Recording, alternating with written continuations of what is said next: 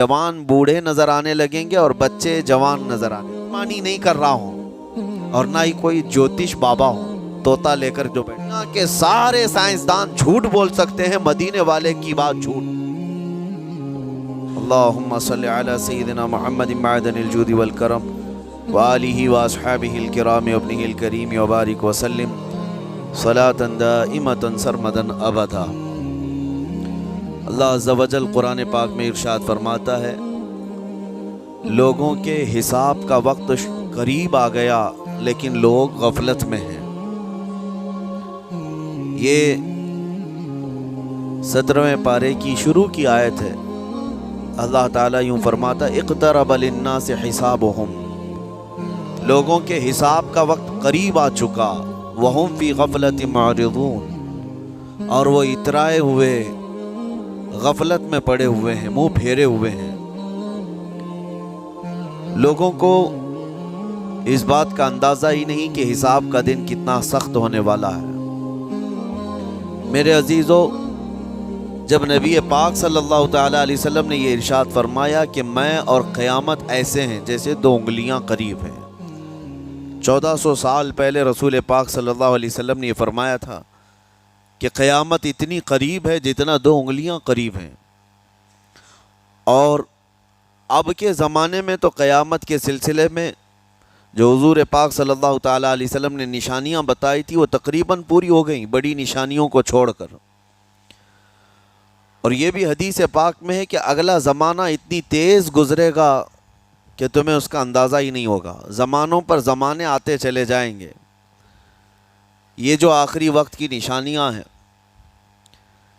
میں صرف مختصر سا ایک پیغام دوں گا، اس لیے میں عرض کر رہا ہوں قرآن کی آیت، اقترب للناس حسابهم وهم فی غفلت معرضون۔ اللہ فرماتا ہے لوگوں کا حساب بہت قریب آ چکا جبکہ وہ غفلت میں پڑے ہوئے ہیں۔ اب جس زمانے میں آپ زندگی گزار رہے ہیں، یہ اتنی تیزی سے آپ کے اوپر سے گزر جائے گا کہ آپ کو احساس تک نہ ہوگا۔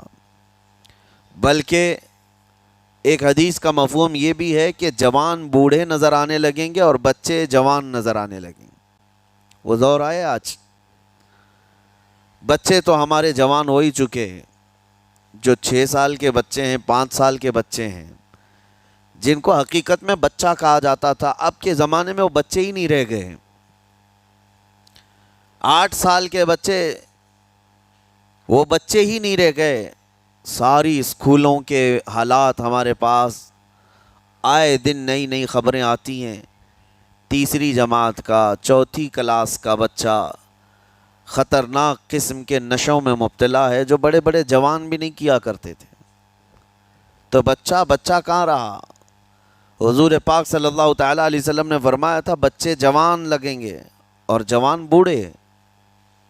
اور جوانوں کی حالت یہ ہے کہ سارے مزے اپنے بچپن میں اتنے کر لیے کہ جوانی میں طاقت ہی ختم ہو گئی۔ 25 سال کی عمر میں ایسے لگتے ہیں جیسے کہ بوڑھاپا آ گیا، کمزوریاں آ گئیں۔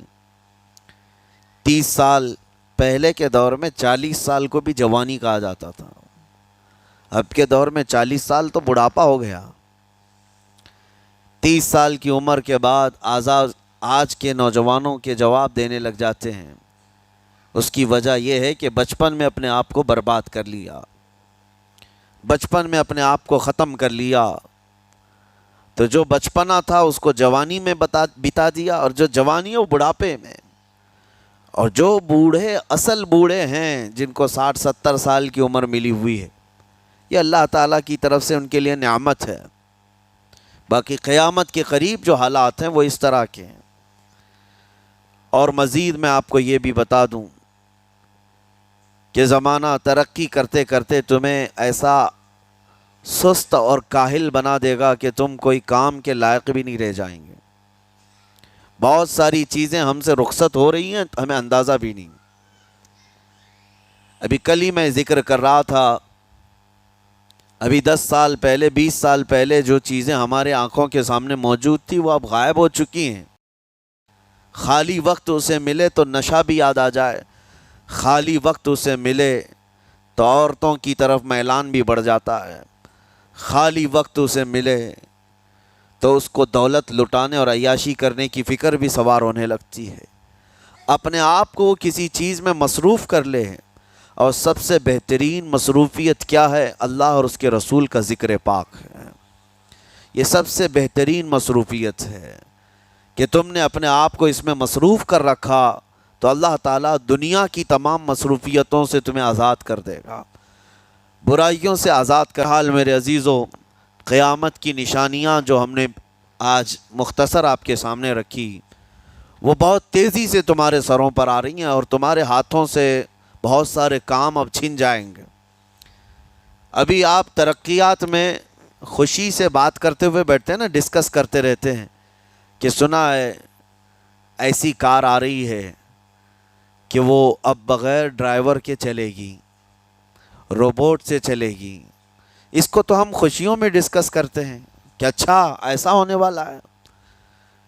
پہلے ایسا تھا کہ موبائل آپ بٹن کے دباتے تھے، کسی نے اگر خبر کر دیا کہ نہیں بعد میں صرف ٹچ کرنے سے آتا ہے تو آپ کہتے اچھا ایسا بھی آنے والا ہے۔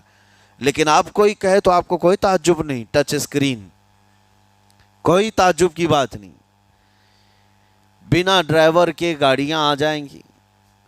اس طرح ہوتے ہوتے نظام زندگی اس قدر بدل جائے گا، اس قدر بدل جائے گا۔ آج میری یہ بات نوٹ کر کے رکھ لیں، زندگی باقی رہی تو 10 سال بعد انشاءاللہ ہم ملاقات کریں گے، اگر اللہ نے زندگی باقی رکھی، اور اس کے بعد پھر ہماری یہ باتیں میچ کر کے دیکھیں کہ کیا کیا ہوا ہے اور کیا کیا دنیا بدل چکی۔ اسی لیے میں کوئی بھوشمانی نہیں کر رہا ہوں، اور نہ ہی کوئی جوتش بابا ہوں طوطا لے کر جو بیٹھتا ہے، یا تمہارے ہاتھوں کی لکیریں دیکھ کر کے کوئی فیوچر بولنے والا نہیں۔ مصطفیٰ کریم صلی اللہ تعالیٰ علیہ وسلم کی احادیث سے جو قیامت کے قریب ہونے والے رونما ہونے والے واقعات ہیں، میں ترجمانی کر رہا ہوں حضور کی حدیثوں کی، اس لیے کہ ہمیں پتہ ہے دنیا کے سارے سائنسدان جھوٹ بول سکتے ہیں، مدینے والے کی بات جھوٹ نہیں۔ میرے آقا صلی اللہ تعالیٰ علیہ وسلم کا فرمان جھوٹا نہیں ہو سکتا۔ اس لیے اگلا دور جو آ رہا ہے وہ بڑا سخت ترین ہے۔ اب آپ دیکھیں، محنت سے عاجز، ہر چیز سے محنت سے تمہیں نکال لینا ہے۔ میں نے تو لکھنے پڑھنے کی ایک مثال دی کہ تمہارے ہاتھوں سے قلم چلا جائے گا، تمہارے پاس سے کتابیں جو پرنٹ ہوتی تھی یہ بھی چلی جائیں گی، بس تم موبائل میں آڈیو کتابیں سنتے رہو۔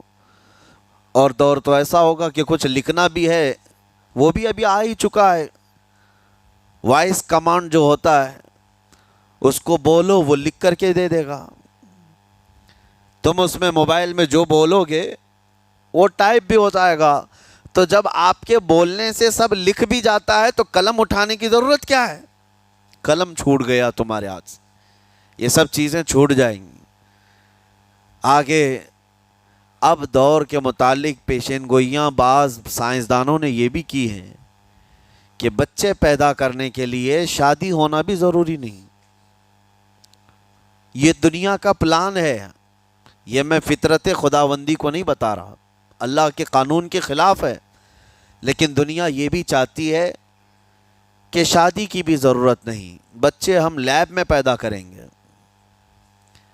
لیبارٹری کے اندر ماں کی جیسے رحم دانی ہوتی ہے، بچہ دانی، آرٹیفیشیل اس کو تیار کر کے اس کے اندر کسی مرد کے نطفے کو رکھ کر اس کو وہیں پروان دیا جائے گا۔ نہ کسی یہ شادی کی ضرورت ہے، نہ کوئی عقد، نہ کوئی ایگریمنٹ، کچھ نہیں۔ جس کو بچہ چاہیے وہ لیب سے خرید لے، ہر طرح کی چیزوں سے تمہیں عاری کر دیا جائے۔ ابھی تو بہت سارے لوگ سوال بھی کرتے ہیں ہم سے ٹیسٹ ٹیوب بیبی کے متعلق، جس کو بچے نہیں ہو رہے ہیں، کیا وہ اس طرح سے ٹیسٹ ٹیوب بیبی سے جو آج ایک طریقہ کار ہے بچے پیدا کر سکتے ہیں یا نہیں؟ اس کے کئی طریقے ہیں سائنس میں کہ اسی مرد کا نطفہ اسی کی عورت میں رکھ کر کے اس کو پروان دیا جائے، اور بعض دوسرے طریقے کہ کسی دوسرے کا لا کر اس کی عورت میں رکھ دیا جائے۔ یہ تو سراسر حرام ہے، زنا ہے۔ لیکن ائمہ اکرام، فقہاء اکرام نے حلال رشتے کے اندر ہی مرد اور عورت جو شادی شدہ ہیں ان کو بھی اس طریقے سے بچہ حاصل کرنے کی اجازت نہیں تھی، وہ ناجائز ہے، ناجائز ہے۔ بچے دینا یہ اللہ کی شان ہے۔ حضرت ابو ہریرہ رضی اللہ تعالیٰ عنہ حضور صلی اللہ علیہ وسلم کی بارگاہ میں حاضر ہوئے، عرض کرتے ہیں عرب والے لوگ عزل کرتے ہیں یا رسول اللہ، یعنی بچے نہ ہونا نہیں چاہیے کسی کو، تو پریکاشن لیتے تھے وہ لوگ، اس کا طریقہ کار ان کا الگ تھا عربوں کا، وہ انزال نہیں کرتے، اس سے پہلے جدا ہوتے۔ حضرت ابو ہریرہ رضی اللہ تعالیٰ عنہ نے حضور کی بارگاہ میں پوچھا کہ ایسا کیا کرنا کیسا ہے؟ نبی پاک صلی اللہ تعالیٰ علیہ وسلم نے ارشاد فرمایا اگر رب تبارک و تعالیٰ چاہے تو بھی بچے عطا کرے گا، کوئی عزل کر لے الگ ہو جائے، اگر مولا کو دینا ہو تو اس حال میں بھی اللہ تعالیٰ بچے عطا کرے گا، جو مولا بغیر باپ کے عیسیٰ پیدا فرماتا ہو۔ تو بہرحال میں بات الگ نہ چلی جائے اس لیے عرض کر رہا ہوں کہ اگلے دور میں سارے کام کاج تمہارے ہاتھوں سے نکل جائیں گے، عاری کر دیا جائے گا اور تمہیں سست اور کاہل بنا دیا جائے گا، اور جب بندے کے پاس کوئی کام ہی باقی نہ رہے تو اس کا دماغ شیطانی بن جائے گا، اور شیطان اس کو ہانکتا رہے گا صبح سے شام تک، شام سے صبح تک۔ اور میں آپ کو بتا دوں دنیا یہ چاہتی ہے کہ رات کو دن بنا دے، یعنی کوئی رات کا تصور ہی نہ رہے، نہ اندھیرا ہے نہ ہی کوئی اس طرح کی تاریکی، بلکہ پورا ٹوٹل 24 آورس ایسا ہی اجالا دکھنا چاہیے، تمہاری نیندیں ختم ہو، کسی کے لیے بھی اندھیرا ہو گیا چلو سوئیں، یہ اللہ کے جتنے نظام ہیں اس سے یہ دنیا چھیڑ چھاڑ کرنے کی کوشش کر رہی ہے۔ یہ جو خفیہ طاقتیں ہیں دنیا کو جو چلا رہی ہیں، وہ فری میسن ہوں اور سیکریٹ تنظیمیں جو آج دنیا میں کام کر رہی ہیں، وہ قانون خداوندی سے چھیڑ چھاڑ کرنا ان کی فطرت عادت ہے۔ ہر چیز جو اللہ تعالیٰ کی بنائی ہوئی، پہاڑوں کو اپنی جگہ سے ہٹا دینا۔ عرب میں آج پتہ ہے آپ کو، سعودی میں سب سے زیادہ پہاڑ کاٹے جا رہے ہیں، پہاڑ اتنے کاٹتے ہیں وہ لوگ، پورے کے پورے پہاڑوں کو انہوں نے زمین سے الگ کر دیا، اور وہاں پہاڑ کا وجود ہی نہیں۔ مکہ میں جا کر آپ دیکھ لیں، مدینے میں جا کر دیکھ لیں، 4 سال 5 سال کنٹینیو کئی مشینیں لگا کر کے پورے پہاڑ کو صاف کر دیا، پتھر کے پہاڑ۔ اصل میں یہ نظام قدرت ہے، پہاڑ یوں ہی نہیں بنائے اللہ نے زمین پر۔ والجبال اوتادا، یہ میخ بنا کر کے اس میں گاڑ دیے گئے تاکہ زمین ہلنے نہ پائے، زمین پانی پر ہے، اور جب پہاڑوں سے چھیڑ چھاڑ کیا جائے گا زمینوں میں زلزلے آئیں گے، ادھر سے ادھر زمین ہل جائے گی۔ اور تو اور انہوں نے اپنی ٹیکنالوجی کو بڑھاتے بڑھاتے قانون خداوندی میں چھیڑ چھاڑ کے لیے کیا نہیں کیا، انہوں نے جعلی اور آرٹیفیشل ارتھ کویک لانے کی کوششیں کی، مصنوعی زلزلے، مصنوعی بارش ہوتی نہیں، لیکن پورے کلاؤڈ کو جمع کر کے، بادلوں کو جمع کر کے ایک جگہ، اور پھر اس کو کیمیکل کے ذریعے سے پانی برسا دیا جائے۔ لوگوں کو لگتا ہے کہ ابر چھا گیا اور پانی آنے لگ گیا، یعنی بارش بھی مصنوعی برسائی جائے، ہوائیں بھی مصنوعی چلائی جائیں، پہاڑ بھی کاٹ دیے جائیں، جعلی زلزلے لائے جائیں، سونامی کو بھی لانے کی ترکیبیں ان لوگوں نے سوچی کہ زیر زمین جو لاوا ہوتا ہے اس کے اندر دھماکہ کر دیا جائے تاکہ پانی کی موجیں بے قابو ہو کر بہت زیادہ لہریں اٹھ جائیں اور دنیا میں تباہی مچائیں۔ بیماریاں اللہ کی طرف سے آتی ہیں، لیکن بیماریاں یہ لیب میں بنانے کی کوشش کرتے ہیں کہ وائرس بنائے جائیں اور لوگوں کے درمیان چھوڑ دیے جائیں، جس کو آج دنیا کی بڑی طاقتیں بایو ویپن کا کہتی ہیں، یعنی ہتھیار صرف گولہ بارود بندوق اور میزائل ہی نہیں ہیں، ہتھیار یہ وائرس بھی ہیں، کیمیکل بھی ہے، دوائیوں کی شکل میں۔ یہ برسوں سے یہ تنظیمیں اس بات پر کام کر رہی ہیں۔ حتیٰ کہ یہ نظام قدرت کو، نظام خداوندی کو پورے اکثر بدلنے کے لیے انہوں نے مردوں کو عورت بنانا، عورتوں کو مرد بنانے کی بھی مہم چھیڑ رکھی ہے۔ ٹرانسجینڈر، ان سب کو خاص قانونی حق دیا جائے گا، اور مرضی سے آدمی اپنے جینڈر کو، اپنی جنس کو چینج کروا لے۔ یہ قانون خداوندی میں چھیڑ چھاڑ ہے نہیں۔ اور انسان کو جس کام کے لیے پیدا کیا گیا تھا اس کام سے اس کو عاری کر دیا جائے، کاہل بنا دیا جائے۔ اسی لیے دیکھیں، وہ رحمان مولا چاہے تو تمہیں گھر میں بٹھا کر خوب رزق دے۔ وہ غفار ہے جو چونٹیوں کو اپنے سوراخ میں رزق دیتا ہے، مچھلیوں کو پانی کے اندر رزق دیتا ہے، وہ اشرف المخلوقات کو کیوں نہیں کھلائے گا؟ لیکن اس کا حکم یہ ہے، اذا قضیت الصلاۃ فانتشروا فی الارض، جب نماز پڑھ لو تو زمین میں پھیل جاؤ اور اللہ کا رزق ڈھونڈو۔ یہ نہیں کہ گھر میں بیٹھ کر کے تم پکارتے رہو رزق آ جا، رزق آ جا، رزق آ جا، یہ نہیں ہے۔ تمہیں کیوں؟ تم کاہل اور سست نہ بنو، تمہیں فرمائے گا ہاتھ پیر چلاؤ۔ نبی پاک صلی اللہ تعالیٰ علیہ وسلم نے ارشاد فرمایا، دنیا کا سب سے بہترین رزق وہ ہے جو اپنے ہاتھوں کی کمائی، محنت سے۔ اور حضور فرماتے ہیں اللہ کے نبی داؤد علیہ السلام لوہے کا کام کرتے اور خود اپنے ہاتھوں سے لوہے کو تپا کر کے نقش بناتے، اور لوہے کی زرہ جو جنگوں میں پہنی جاتی یہ بنا کر کے بیچتے تھے، اور اس کی آمدنی سے حضرت داؤد علیہ السلام اپنا گھر چلاتے تھے۔ حضرت ادریس علیہ السلام کپڑے سلتے تھے، درزی کا کام کرتے اور اپنا گھر چلاتے۔ حضرت ابراہیم علیہ السلام گھر بنانے کا کام کرتے رہے۔ اسی لیے نبی پاک صلی اللہ تعالیٰ علیہ وسلم نے فرمایا اللہ کے سارے نبی اپنے ہاتھوں کی کمائی کھایا کرتے تھے، کوئی گھر بیٹھ کر کے نہیں۔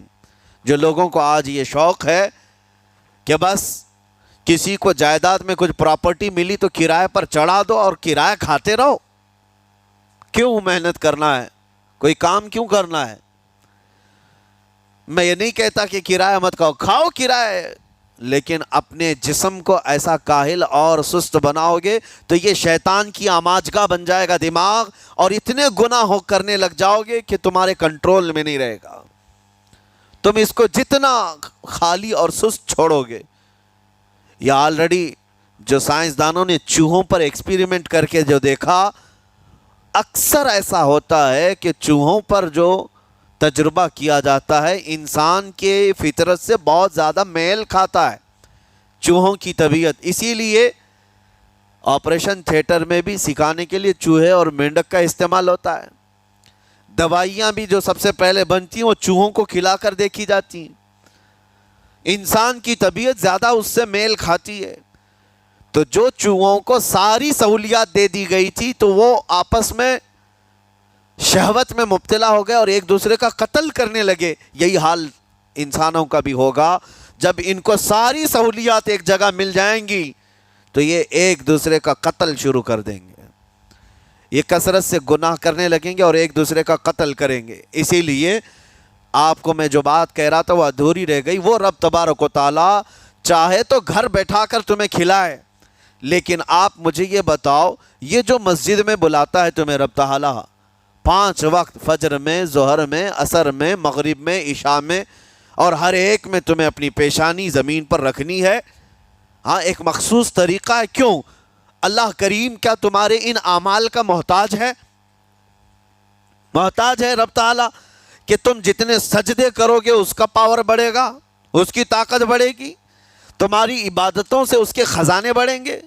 کچھ نہیں ہونا ہے، وہ بے نیاز ہے، اللہ الصمد، وہ بے نیاز ہے۔ لیکن تمہیں یہ جو پریکٹس کرائی جاتی ہے وہ اسی لیے کہ تم سست اور کاہل نہ بنو۔ کسی گاڑی کو زیادہ دن گیریج میں رکھ دیا جائے، چاہے وہ نئی کیوں نہ ہو، زنگ لگ جاتا ہے اور اس کے بعد پھر اس کے اندر خرابیاں شروع ہو جاتی ہیں۔ انسان اپنے آپ کو اسی طرح کاہل رکھ دے، سست رکھ دے، تو پھر اس کے اندر بھی عجب عجب قسم کی بیماریاں، وہ گناہوں کی بیماریاں بھی شروع ہوتی ہیں اور جسمانی بیماریاں بھی شروع ہوتی ہیں۔ اسی لیے تمہیں 5 وقت یہ پریکٹس بھی کرائی جاتی ہے کہ نمازیں پڑھتے رہو، اپنے آپ کو بزی رکھو۔ تم بار بار پیشانی زمین پر جھکاؤ اور اٹھاؤ، جھکاؤ اٹھاؤ۔ یہ پریکٹس اسی لیے کرائی جاتی ہے کہ تمہارا جسم سست اور کاہل نہ رہے۔ اللہ کریم بندوں کے تمام مصالح اور ان تمام حاجتوں کو بہتر جانتا ہے کہ بندہ کس میں بہتر ترقی کر سکتا ہے۔ اسی لیے میرے عزیزو، اپنے آپ کو خالی مت چھوڑو، اپنے آپ کو خالی مت چھوڑو۔ اور وقت ہمارے پاس اتنا کم ہے کہ حساب دینے کے وقت ہمیں سب کو پتہ چل جائے گا قیامت کے دن۔ یہ بھی روایت میں ملتا ہے کہ بندہ یہ یاد کرے گا کہ میرے پاس اتنا وقت تھا، کاش میں کچھ نہ کرتا تسبیح لے کر بیٹھا ہوتا، کاش میں کچھ نہ کرتا دعائیں کر رہا ہوتا، تو اللہ تبارک و تعالیٰ اس کا بدلہ مجھے قیامت میں عطا کرتا۔ لیکن جنہوں نے اپنے اوقات کو یہاں پر خالی گنوا دیے، فضول میں برباد کیے، وہ بہت پچھتاوے میں ہوں گے، بہت پچھتاوے میں ہوں گے۔ جتنا وقت اپنے پاس باقی ہے اس کو مصروف کر دو، اس کو مصروف کر دو۔ اللہ کریم ہم سب کو گزرے ہوئے تمام برائیوں کے کفارہ ادا کرنے کی توفیق عطا فرمائے۔ رب تبارک و تعالی ہمیں سستی اور کاہلی سے محفوظ فرمائے۔